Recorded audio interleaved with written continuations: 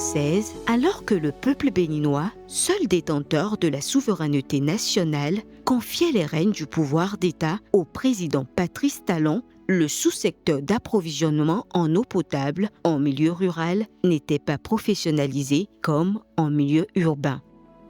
Le choix qui a été retenu dans la vision pour avoir recours à des professionnels est né d'un constat. Ce constat, c'est que le service de l'eau potable en milieu rural a été confié jusque-là à des organisations communautaires. Soit c'est des associations de villageois qui se regroupent autour des ouvrages qui sont dans leur village. On met un comité de gestion, on a un trésorier, on prend quelqu'un qui dit qu'il est bénévole alors qu'il n'est pas. Puis à la petite semaine, on essaye, c'est normal, c'est le cheminement du développement. Mais nous avons constaté que la gestion communautaire a subi un échec parce que ces comités qui ont été mis en place pour gérer ces ouvrages n'en ont pas les capacités. Quand les ouvrages sont neufs et qu'il n'y a pas de panne, ça marche. Mais une fois que vous avez une panne, une grosse panne, et que personne ne peut réparer, et que l'argent qui est dans la caisse, on ne sait pas comment c'est géré, l'ouvrage est abandonné. À la date du transfert du service à fermer aux opérateurs, nous n'avons réussi à transformer que la moitié du parc des ouvrages existants. La moitié était en panne abandonnée du fait de non-réparation, de non-renouvellement à temps des équipements qui sont arrivés à fin de vie ou peut-être de la disparition de ceux qui gèrent. L'État central, à travers le ministère en charge de l'eau et l'Agence nationale d'approvisionnement en eau potable en milieu rural, ANAEP-MR, les collectivités territoriales, les opérateurs privés, les associations de consommateurs d'eau potable et les citoyens sont désormais des acteurs d'un service public professionnalisé de l'eau potable en milieu rural au Bénin. Maîtresse coiffeuse ou ennemie. Bon, comme nous si préca somido si zizinanu, betoletonu, bon assez pour commune tofotome. Bon ywe ku azade nu. Assez pour miton. Mi de no djegundo si zizinanu to ville tonji. Association des consommateurs d'eau potable. Et ouais, assez pour mi de ton. Bokado kondo poka to ville bia loda lome. Mi do tito me mitono arrondissement. Mi do tito me mitono commune me. Bodo tito me miton kaka village. Bonu to kode metin bonu. Sisi hudo wa sisi problème wa. Bonu ntero kui xome on. Alors quand tu nous donnes à présidente si le filet a mi ba sin ko filet din azanjeli bon yin lo no je mele yin lo ji mana yin lo mairie mana do mi pon liye nu mi donc mi de no je hundo to village si na nu ji debi no blog bonne. Il n'y a plus de chevauchement de compétences. Le ministère sait désormais quel est son rôle, quelle est la fonction qu'il doit désormais assurer. Le ministère n'est plus dans l'opérationnel. Le ministère est dans la politique, dans la stratégie, dans la définition des normes et dans la supervision des programmes. C'est quelque chose de majeur que vous n'avez pas dans beaucoup de pays où les rôles institutionnels sont clarifiés pour qu'il n'y ait plus de conflit d'attribution. Les communes savent qu'ils ont une agence et que si elles font une planification au niveau local qui identifie les besoins qui doivent être satisfaits et qu'elles reportent au niveau d'intégration qui est l'agence, ce programme planifié au niveau local rentrera dans un programme national qui est financé et qui sera mis en œuvre et que les populations auront satisfaction par rapport à leurs besoins. L'agence aussi, c'est qu'elle est dans une obligation d'intégrer, de rechercher des fonds en discussion étroite avec le ministère des Finances, de dépenser en toute régularité les fonds mis à disposition pour développer les infrastructures, de sélectionner des bons opérateurs avec lesquels elle passe des contrats de délégation de services, de veiller à la qualité du service qui est fourni aux populations et de s'assurer que le tarif, qui est le tarif décidé par l'État, est appliqué. Les opérateurs aussi, qui sont aussi dans les armes nationales, du point de vue des contrats qu'ils ont passés avec l'État à travers l'agence, sont obligés de remplir leurs obligations contractuelles. C'est une chance de participer à une telle innovation. Ce programme est une innovation, surtout en Afrique subsaharienne. Ce qui se passe ici, c'est la traduction d'une vision idéale de son concitoyen. Comment serait son concitoyen avec tous les moyens politiques qu'on met en place? Comment améliorer leur vie au quotidien? Comment les aider dans leur développement personnel?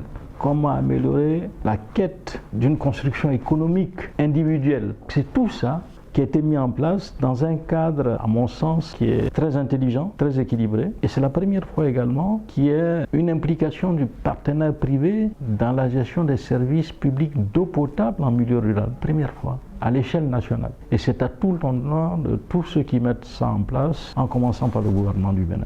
toute la population, en commençant par les élus, les autorités administratives locales, comprennent le bien fondé qui est en train d'être mis en place. Il est fondamental, il est exceptionnel et il est durable. Et ça, il n'y a pas d'autre synergie que de le comprendre, que de mutualiser tous les efforts pour converger vers le même objectif, qui est de permettre aux populations en zone rurale d'avoir un accès facile, durable, à moindre coût et en permanence à une source de vie qui est l'eau potable. Notre objectif, c'était d'intervenir à temps et d'intervenir en urgence. Nous avons des représentants en continu, 24/24 dans les AOV. Nous avons les exploitants, les chefs d'agence normalement, connaissent tous les mairies. Il y a cette relation étroite. Il n'y a pas de problème de communication avec la SBA. Il faut bien écouter les réclamations des citoyens et on essaie d'aider les citoyens, soit pour l'accès à l'eau, soit augmenter le taux de branchement et le taux de l'accès à l'eau, parce qu'il y a un objectif en 2030, c'est l'accès universel à l'eau potable. Donc c'est un défi en réalité et on est ensemble pour réaliser cet objectif-là. Ce dispositif est le fruit d'une réforme courageuse du sous-secteur de l'approvisionnement en eau potable en milieu rural et l'expérimentation aboutie du partenariat public-privé. Désormais, des opérateurs privés professionnels sont mis en avant avec un cahier des charges strict pour la fourniture de l'eau potable aux populations. On a décidé de professionnaliser le secteur, d'avoir des gens responsables qui sont tenus par des obligations contractuelles, qui prennent en main la gestion, la maintenance et la délivrance de services eau potable à partir de ces ouvrages. Pour le faire, on a suivi la loi PPP, c'est la loi qui régit les partenariats publics-privés, qui permet à l'État de garder la paternité du patrimoine des ouvrages pour éviter une privatisation du service qui est dû aux populations. Donc on a recruté des prestataires de services, des professionnels en matière de gestion et d'exploitation d'ouvrages pour pouvoir délivrer du service et qui sont rémunérés. C'est une transaction qui a duré pratiquement 3 ans. Les fournisseurs d'eau, ils ont une association au niveau mondial qu'on appelle Aquafed.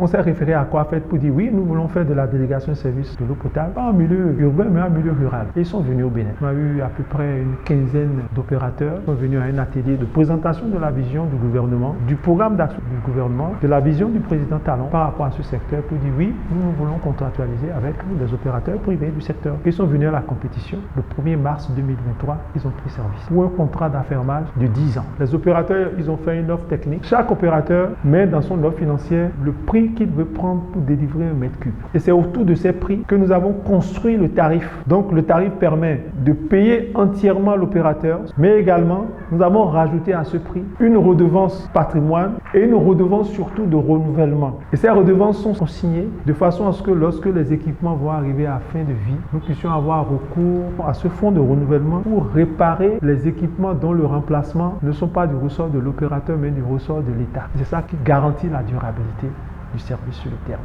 Notre périmètre, c'est le périmètre numéro 2. Il couvre les 3 départements de l'Atlantique, la Takora et la Donga. Et il couvre actuellement 100 AOV et 100 POA et 7 SAHEP. De l'ordre de 180 AOV, en plus les POA, en plus les SAHEP. Et les travaux de réhabilitation du réseau pour les 77 autres AOV sont en cours. Le début de la prise en charge des périmètres fermés a commencé en 2023 par l'inventaire et le transfert progressif des anciens systèmes dénommés AEV, auxquels devraient s'ajouter des nouveaux investissements structurants de croissance qui s'appellent les SAEP, les systèmes d'adduction en eau potable, en milieu multivillage. En 2023, on nous a transféré 222 AEV. Aujourd'hui, nous comptabilisons 263 avec le programme de mise en conformité qui est en cours. On sera d'ici fin juin à plus de 350. À côté de ces anciennes AEV, nous avons 23 nouveaux systèmes de croissance qui nous ont été transférés. Nos périmètres couvrent 8 départements qui sont la Liborie, le Borgou, le Ouémé, Koufo, Mono, Zou. Donc voilà un peu l'ensemble des systèmes qui sont gérés aujourd'hui par Omilaye. Comment s'organiser pour renforcer l'engouement des populations pour adhérer aux connexions sur le réseau d'eau potable qui est construit? Je pense qu'avec les élus locaux, c'est plus un partenariat parce que nous convergeons tous avec l'État central vers un objectif commun qui est l'amélioration du bien-être des populations. Ce partenariat, nous l'appelons de tous nos voeux. Nous essayons de le construire autant que faire se peut avec les autorités administratives locales pour sensibiliser davantage les parents dans les villages qui avaient certaines habitudes, de délaisser ces habitudes-là pour revenir vers des solutions modernes qui vont améliorer de façon substantielle leurs conditions de vie et favoriser également l'éducation des jeunes filles, de multiplier leurs chances à accéder à un mieux-être, à un bien-être au niveau social. Donc ce sont autant d'avantages. Je pense que tous on devrait converger, avoir une bonne synergie pour atteindre cet objectif qui est louable et important. Pour augmenter le taux de branchement, il y a un objectif en 2030, c'est l'accès universel à l'eau potable. C'est un défi en réalité et on est ensemble pour réaliser cet objectif-là. On est ouvert et nous avons trouvé une bonne collaboration dans tous les niveaux et à chaque fois nous avons des réunions mensuelles pour échanger les informations, voir le taux de réalisation, comment réaliser rapidement les travaux et comment on atteint, soi-disant, l'objectif de réhabilitation de toutes les AOV en service. Dans ce processus de professionnalisation du sous-secteur d'approvisionnement en eau potable en milieu rural, l'État, à travers l'Agence nationale d'approvisionnement en eau potable en milieu rural, ANAEP-MR, a fait un découpage intelligent du territoire afin de rendre attrayant l'ensemble des zones rurales du Bénin. Quand vous lancez un processus de sélection d'opérateurs qui sont là pour couvrir leurs charges, ils seront tendance à aller vers des territoires où la couverture de charges est plus facile. Nous avons découpé le pays en 3 périmètres ruraux. On a essayé de faire de façon un peu plus intelligente en mettant dans les périmètres que nous avons constitués des territoires immédiatement rentables du point de vue de couverture de charges avec des territoires un peu plus difficiles. Et tous les lots ont été placés. Et nous avons des opérateurs sur tous les lots avec des prix exploitants différents. Mais au niveau péréquation, au niveau central, nous avons tout fait pour que le tarif soit unique. C'est pour ça que quelle que soit la difficulté du territoire, le tarif reste un tarif national de 15 francs la bassine de 25 litres. Une évaluation de la professionnalisation du sous-secteur de l'approvisionnement en eau potable en milieu rural et de l'expérimentation aboutie du partenariat public-privé a été faite à Cotonou du 28 au 29 février 2025. Il ressort de cette évaluation conduite par des experts internationaux que l'expérience du Bénin en milieu rural est une innovation en Afrique qui se déroule très bien. Quelques défis ont été notés et les différents acteurs s'attellent à les relever. Nous venons d'arriver, donc on le constate, d'un déficit de communication des différents acteurs avant notre arrivée. Et il est tout à fait normal, donc, compte tenu de ce déficit-là, qui est sur le terrain des réclamations, parce qu'il y a des incompréhensions liées surtout à des incompréhensions du déroulement des phases. Nous, de notre côté, en tant qu'outil à la disposition de l'ANAEP-MR, l'Agence nationale d'approvisionnement en eau potable en milieu rural, et du ministère du tutelle, donc du gouvernement, nous sommes un outil qui sommes là pour accélérer cet accès et le rendre visible, efficient, avec un service de qualité, à moindre coût, pour le bonheur des populations qui, aujourd'hui, dans certaines régions, souffrent d'un accès régulier à l'eau. Les consultants qui ont fait un bon travail de diagnostic pour dégager les points forts et les points faibles. Ce projet doit être réussi. On est tous pour avoir des résultats escomptés, quelle est la gestion durable de l'eau et l'amélioration du taux de desserte, favoriser au Bénin l'accès universel à l'eau jusqu'à 2030. C'est l'objectif final de ce projet.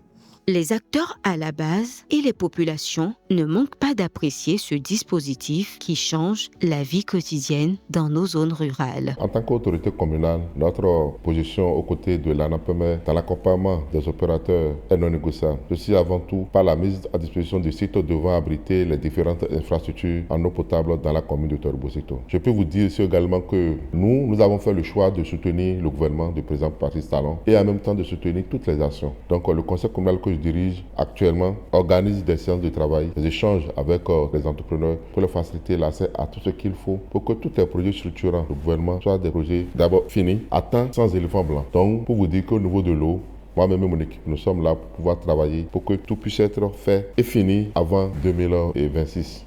Chez nous, à Ndali, nous avons déjà une AEV multi-village réalisée et 5 en cours de réalisation.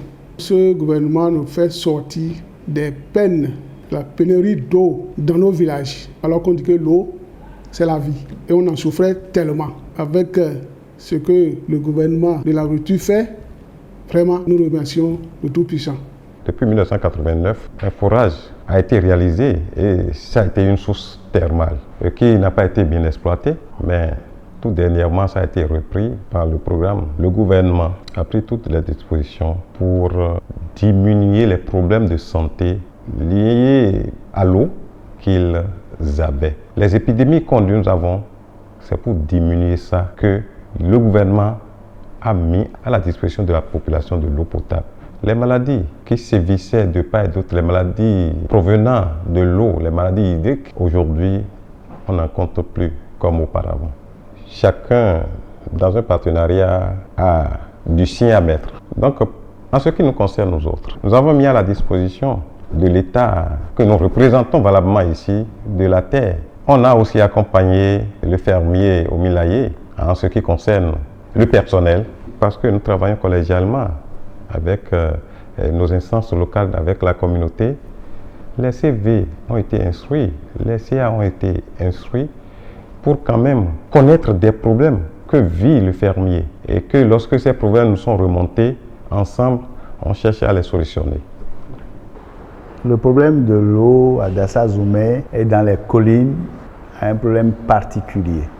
Et au cours de la campagne du président de la République en 2016, partout où l'autorité a passé, le problème majeur posé par toutes les populations des collines, c'est l'accès à l'eau potable. À Dassa, nous connaissions le problème des bidons jaunes. On a des problèmes pour faire des forages. Quelque temps après, 4 ou 5 ans, ces forages sont en panne ou pratiquement c'est inutilisable. C'est le lieu ici de louer l'initiative du gouvernement, de choisir l'option de faire des retenues d'eau et de faire des systèmes d'alimentation en eau potable multi-villages. C'est le grand changement que nous avons dans le secteur de l'eau en milieu rural. Aujourd'hui, ce phénomène des bidons jaunes se conjugue complètement au passé. Et ça, c'est grâce à l'effort du gouvernement, du président Patrice Talon. Avant, c'est les communes qui se chargeaient de gérer l'approvisionnement par les fermiers et autres. Aujourd'hui, il y a une agence qui s'occupe donc de la gestion de l'eau. C'est aussi une réforme majeure.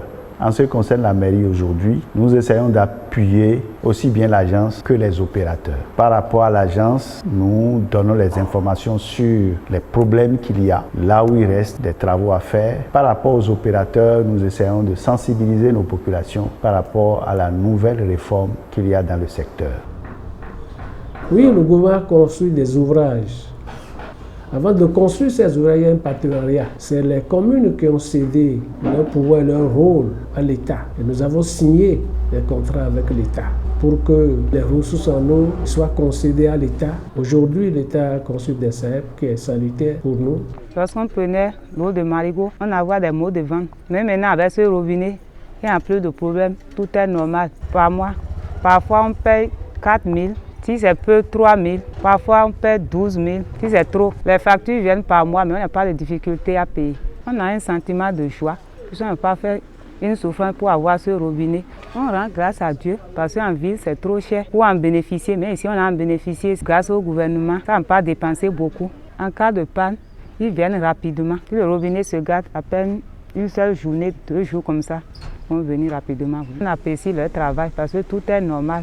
On rend grâce au gouvernement pour que d'autres aussi en bénéficient. Vraiment, notre quotidien a changé à Kenopano ici. Certains dans leur maison, ils ont tiré l'eau, ils sont en train de se ravitailler correctement. Donc pour cela, on remercie le gouvernement du président Talon. Au milieu, leur prestation n'est pas mal. En dehors des pales que nous rencontrons, bon, ça là, on peut dire que ça ne ressort pas de leurs compétences parce que ce n'est pas eux qui ont installé l'ouvrage. Mais s'il y a des pales, on les appelle, c'est que de leurs compétences, ils viennent pour nous aider à régler ça. Les derniers résistants, là, ce que je vais leur exhorter, l'eau est la santé. Et l'eau, c'est la vie. Tout ce que l'on fait là, c'est l'eau. Il faut qu'il y ait de l'eau de bonne qualité. Aujourd'hui, là, j'exhorte ma population à venir vers l'ouvrage que le gouvernement nous a instauré à Kenopano. C'est une œuvre sociale que le gouvernement a fait pour nous. Donc, je les exhorte à s'approcher. Les rumeurs qu'ils entendent là, de ne pas écouter ça, de s'approcher directement à la société. Ils vont venir voir la vérité parce que l'eau, c'est la vie. Le branchement au Milaye, je l'ai eu il n'y a pas longtemps, à peine, je crois, 2 mois maintenant. Il y a la fontaine qui est juste à quelques mètres, on dirait même que c'est un don de Dieu pour nous. Mais moi, j'ai besoin d'eau pour toutes les installations que j'ai à l'intérieur de ma maison. Donc, j'ai besoin de l'eau pour me laver directement, au lieu d'aller puiser de l'eau à la fontaine. Il me suffit d'ouvrir mon robinet et puis j'ai de l'eau qui jaillit. J'ai été surpris, sincèrement, j'ai été surpris. Lorsque celui qui s'en occupe m'a appelé pour me dire « Tonton, est-ce que vous pouvez m'envoyer votre CIP? On va faire le branchement dans 2 jours. » J'ai dit « Quoi ?» Parce que je sais comment c'est, le tracas qu'il faut faire, combien de jours déjà ou bien combien de mois d'avance il faut déposer la demande. Il faut attendre que les opérateurs passent par là pour qu'on puisse avoir accès à l'eau en ville. En zone rurale aujourd'hui, on voit que c'est quelque chose qui n'est plus pour des privilégiés, c'est pour tout le monde. Et ça, vraiment, je dis merci au gouvernement béninois. Merci à Omilaye aussi, qui fait un travail très louable. Je peux vous dire que cette eau-là, c'est une eau de bonne qualité. Je vis en France, c'est ce qu'on vit avec l'eau. En France, quand on se lave par exemple avec de l'eau, on a du calcaire sur le corps. Celui qui n'a pas l'habitude de mettre une pommade est obligé de mettre une pommade. Mais avec l'eau de Omilaye, je n'ai pas cette contrainte-là. Je me lave normalement et je sors de ma joue tranquillement, sans aucune... on a des égratignures, on se gratte le corps comme s'il y avait du ticket. Mais avec Omilaye, on n'a pas du tout ça. Donc je loue ça, je salue ça, c'est quelque chose de salutaire. C'est une bonne initiative. L'hydraulique villageoise, on en parle depuis des années, des décennies, je veux dire. Moi, j'ai travaillé dans l'administration au Bénin, j'ai fait le ministère de l'Intérieur. Et l'hydraulique villageoise n'a pas pu être déployée de la manière ça a été fait du temps de la rupture. Et ça, c'est quelque chose de bien. C'est une initiative à saluer et à encourager. Si ça peut passer un peu partout, pour que les populations puissent accéder à l'eau sans avoir besoin d'aller dans les rivières. Parce que la prévalence des maladies, ça diminue drastiquement. Partout, on s'est installé. Depuis qu'on a installé Omilaye, j'ai constaté qu'il y a un grand changement au niveau des maladies. Moi en particulier, l'eau que nous buvons avant, ce n'est pas de l'eau claire, limpide, incolore. Mais on a eu la chance maintenant d'avoir de l'eau potable et on est en bonne santé maintenant. En matière de consommation, moi je n'ai rien constaté de grave là. Le compteur prélève ce que tu as utilisé. Selon moi, mes études, c'est bien pour nous. Moi j'ai vécu longtemps en ville. On sait ce qu'on a dû pour prendre un compteur d'eau en ville là. Donc ce qui nous a amené dans nos milieux ruraux là, vraiment c'est appréciable. Avec 10 000 francs, tu as déjà un robinet, la chance d'utiliser de l'eau potable. Mais les appréciations sont bonnes. Quand ils sont arrivés, on a eu des branchements partout. On a commencé par bénéficier de l'eau et tout le monde est content. Depuis quelques moments là, l'eau qu'on boit là, tout le monde a su que notre santé, ça améliore. Avec le coût qu'on a reçu là, on ne dirait pas. C'est pourquoi je dis on a félicité ce gouvernement. 10 000 francs l'abonnement. Vraiment, tout le monde est satisfait. Il y a tout le monde qui veut même s'abonner. Tout le village va s'abonner. Village d'Akaradé. Tout le monde est prêt pour s'abonner. Tout le monde est prêt. L'argent même, c'est ceux qui sont en train de donner l'argent, c'est avec moi-même. Pour que les opérateurs viennent leur donner des réussites. Je peux dire qu'à Akaradé seul, on a plus de 100 et quelques abonnements. Depuis que moi je suis né ou bien depuis l'indépendance, j'ai vu qu'avec ce gouvernement-là, on a été satisfait de presque toutes les choses.